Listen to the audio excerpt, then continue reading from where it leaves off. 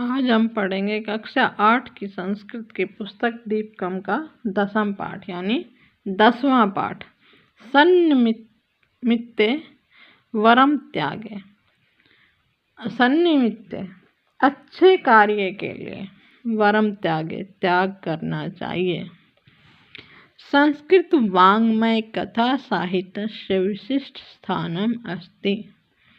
संस्कृत का कथा साहित्य संस्कृत व्याकरण का वाङ्मय का कथाओं का कथा साहित्य में विशिष्ट स्थान है। कथाओं द्वारा अति मनोरंजकतया बहुत ही मनोरंजन करने वाली जीवन से संबंधित विविध उपदेश प्रेरणा ही एतस्य साहित्यस्य प्रयोजनम। इन सब की प्रेरणा देना ही संस्कृत साहित्य का प्रयोजन है। संस्कृतस्य कथा साहित्यम अत्यंत समृद्धम वैविध्यपूर्णम च अस्ति। संस्कृत का कथा साहित्य बहुत समृद्धि और विविधतापूर्ण है। प्रस्तुत पाठ हितो उपदेश इत्यास्मात् कथा ग्रंथात् स्वीकृत है। प्रस्तुत पाठ हितोपदेश नामक कथा ग्रंथ से लिया गया है, स्वीकार किया गया है। राज्ञ शूद्रकस्य सेवायां नियुक्तस्य कस्यचित् वीरवर नामकस्य कर्तव्यनिष्ठस्य राजपुत्रस्य वैशिष्ट्यस्य वर्णन कथायामत्रं वर्तते। राजा शूद्रक की सेवा में नियुक्त कश्चित कोई वीरवर नाम का कर्तव्यनिष्ठ राजा का पुत्र की विशिष्टता का वर्णन कथायाम अत्र वर्तते, इस कथा में वर्णित किया गया है, बताया गया है। स राज्ञ राष्ट्रस्य च रक्षणाय स्वप्राणानपि अर्पयितुम् उद्यत अभवत्। वह राजा के लिए, राष्ट्र के लिए स्वप्राणाय अपने प्राणों को भी अर्पित करने के लिए तैयार था। तस्य स्वामी भक्ति राष्ट्राय समर्पण भाव च प्रेरणार्हम्। उसकी स्वामी भक्ति और राष्ट्र के लिए समर्पण का भाव ही हमारे लिए प्रेरणा है। अत्र एष पाठ है भाग द्वय अस्ति। तो इस पाठ के 2 भाग हैं। पठनीय एवं वीरवर कथा। अब वीरवर की कथा पढ़ते हैं। अनुकरणीय आय वीरवर। इस वीरवर का अनुकरण करें। आसीत शोभावती नाम काचन नगरी। शोभावती नाम की कोई नगरी है। तत्र शूद्रको नाम महापराक्रमी नाना शास्त्रविद पूज्यचरित महीपति प्रतिवसते स्म। वहाँ शूद्रक नाम का महापराक्रमी, बहुत ही पराक्रमी, नाना शास्त्रों के ज्ञाता, पूज्य चरित्र, बहुत ही उत्तम चरित्र वाला महीपति राजा रहता था। अथ एकदा वीरवर नामा राजपुत्र वृत्त्यर्थ कस्मादपि देशात् राजद्वारम् उपगच्छत्। एक बार वीरवर नाम का राजा का पुत्र वृत्त्यर्थ अर्थ के लिए अर्थात धन के लिए कस्मादपि देशात् किसी देश से आकर राजद्वारम् उपगच्छत् राजा के द्वार पर आया। तेन सह वेदर्ता नाम तस्या पत्नी शक्तिधरो नाम सुत वीरवती नाम कन्या च समायाता। उसके साथ वेदरता नाम की उसकी पत्नी, शक्तिधर नाम का उसका पुत्र और वीरवती नाम की कन्या भी आए थे। वीरवर प्रतिहारम वीक्ष, प्रतिहारी को देखकर भो प्रतिहार वृत्त्यार्थम आगतो राजपुत्रो अस्मि, अर्थ के कमाने के लिए, अर्थ के लिए राजपुत्रो मैं राजपुत्र, तस्मान्य माँ स्वामिन समीपम, माँ स्वामिन समीपम, मुझे तुम्हारे स्वामी के समीप ले चलो। ततो दैवारिकतम प्रभो समीपम अनयत, तब द्वारपाल उसको समीप ले जाता है। वीरवर प्रणाम पुरस्परम से विनय, प्रणाम करके विनय के साथ, देव यदि सौभाग्येन अहम भवतः सेवायां नियोजित तर्हि यद दिश्यते तत्श्रद्धायां पालमिष्यामि।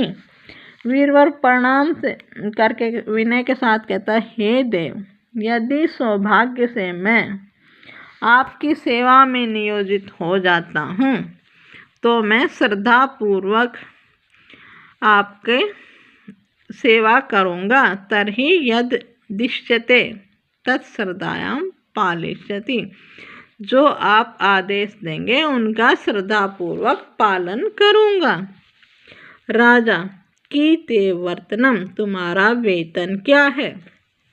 वीरवर प्रतिदिनम सुवर्ण शत चतुष्टय देव, सोने की 400 मुद्राएं।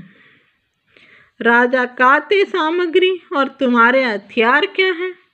वीरवर इमो बाहु ऐसे खड़गस, ये भुजाएं और ये खड़ग। राजा न चक्यम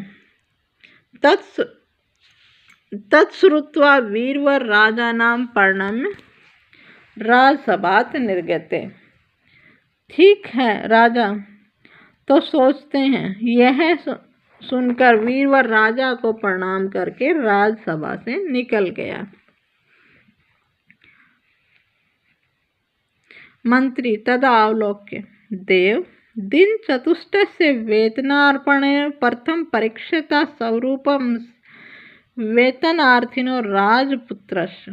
मंत्री बोलते हैं उसको देखकर, हे देव 4 दिन वेतन देकर प्रथम परीक्षा के स्वरूप में वेतनार्थिनो राजपुत्र, इस राजपुत्र का किम उत्पन्नम एतन वेतनम न वेति, क्या ये इस वेतन की उत्पन्नता के योग्य है देख या अयोग्य है, देख लेते हैं।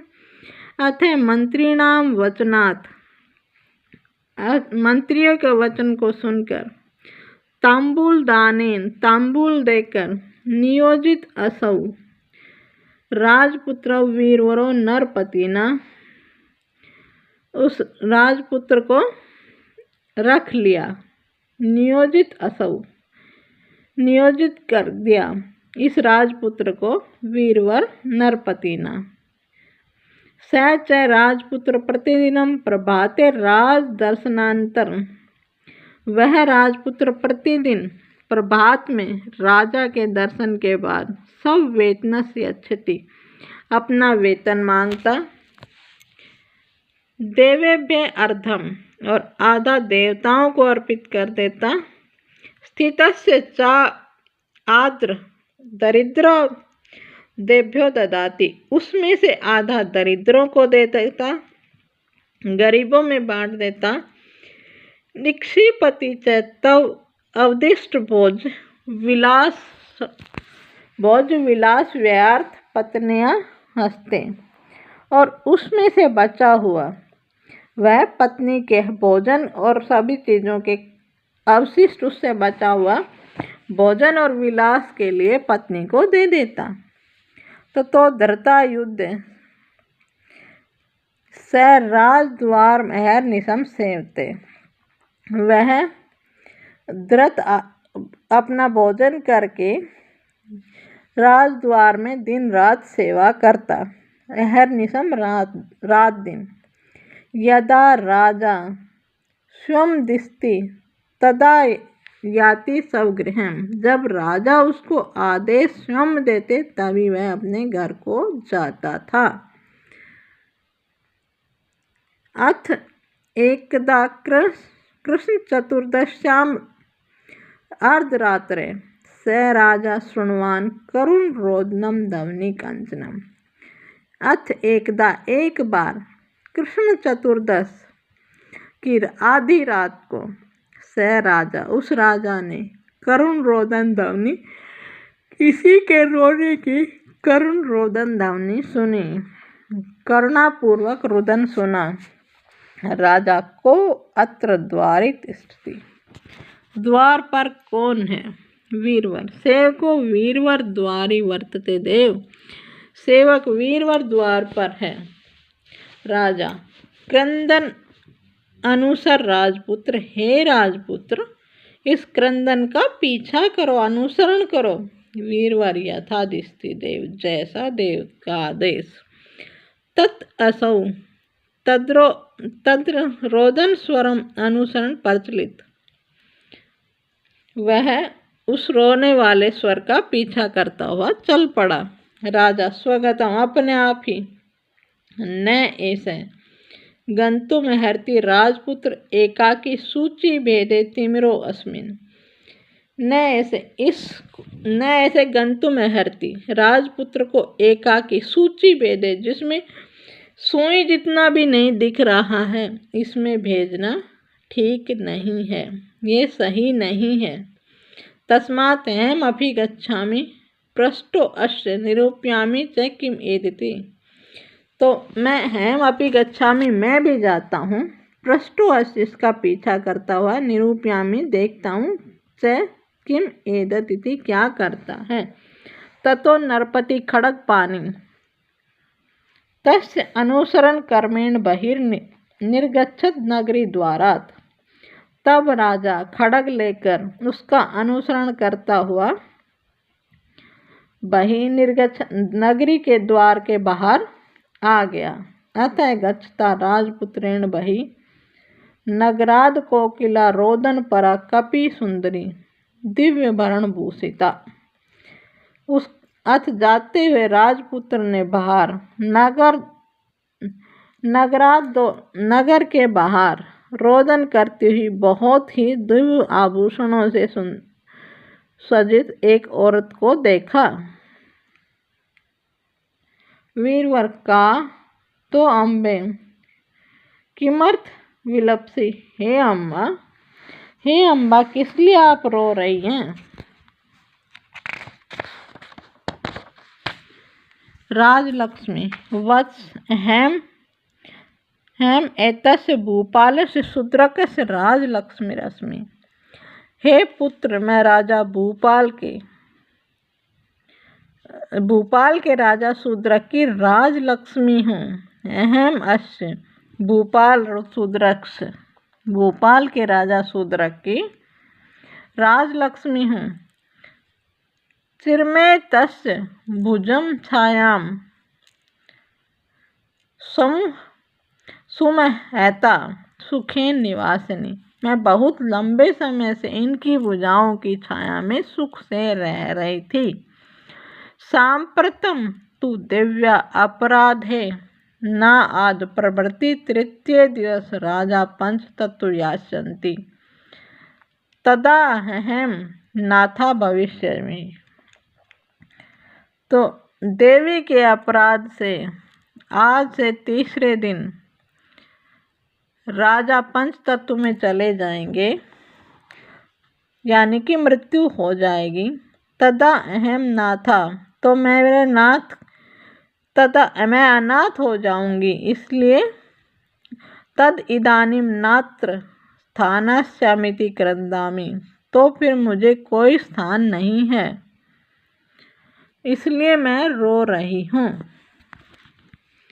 वीरवर तद आकर्ण्य, ये सुनकर प्रणिपत्य भगवती अस्तस्य कश्चित उपायो येन भगवत अहम पुनरिवेह चिरवासो भवति।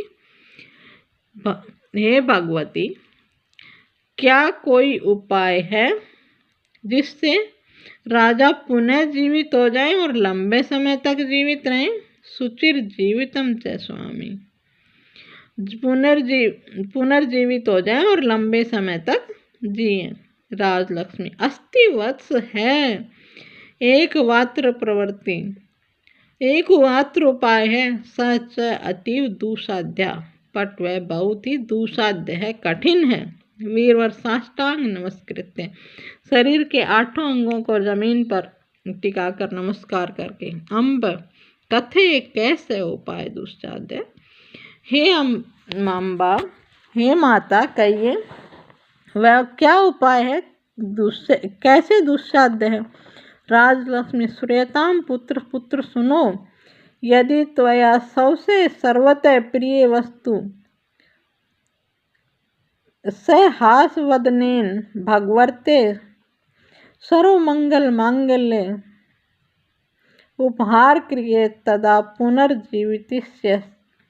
पुनर्जीविष्यति। राजा शूद्रको वर्षाणाम शतम अहम च सुखे निवसन्ति। यदि तुम सबसे प्रिय वस्तु को भगवती मंगला को उपहार में दे दो तो राजा शूद्रक पुनः जीवित हो सकते हैं 100 सालों तक, और मैं भी सुख से रह सकती हूँ। तत्क्षणादेव गता अदृश्यता तत्मुखात, और उसी क्षण ये बोलकर वो अदृश्य हो गई उसके मुख से।